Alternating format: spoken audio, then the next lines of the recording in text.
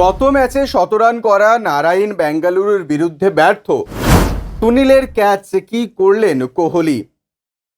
উত্তেজিত বিরাট কোহলি, উত্তেজিত সুনীল নারাইনের ক্যাচ ধরে ইডেন গার্ডেন্সে নিজের আবেগ ধরে রাখতে পারলেন না কোহলি। আগ্রাসী উল্লাস করতে দেখা গেল তাকে। রয়্যাল চ্যালেঞ্জার্স বেঙ্গালুরুর বিরুদ্ধে চলেনি নারাইন ব্যাট। 15 বলে 10 রান করে আউট হন তিনি।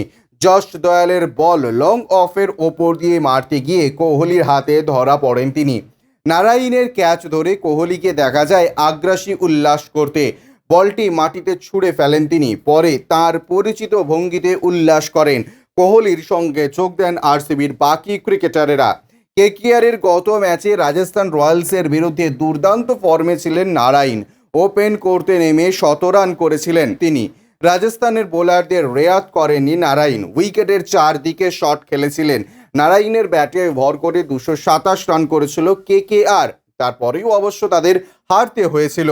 আরসিবির বিরুদ্ধে নারাইনের পরিসংখ্যান ভালো, সেই কারণে চাপ ছিল বেঙ্গালুরুর ওপর। তারা শুরু থেকেই নারাইনের বিরুদ্ধে পরিকল্পনা করে বল করেছিলেন। তার পায়ে অথবা ব্যাট থেকে দূরে বল করার চেষ্টা করছিল বোলাররা। তাতে সফল হন তারা। নারাইন শুরু থেকে মারতে পারেননি। মাত্র 10 রান করে আউট হয়ে যান তিনি। ব্যুরো রিপোর্ট, ইউজে নিউজ।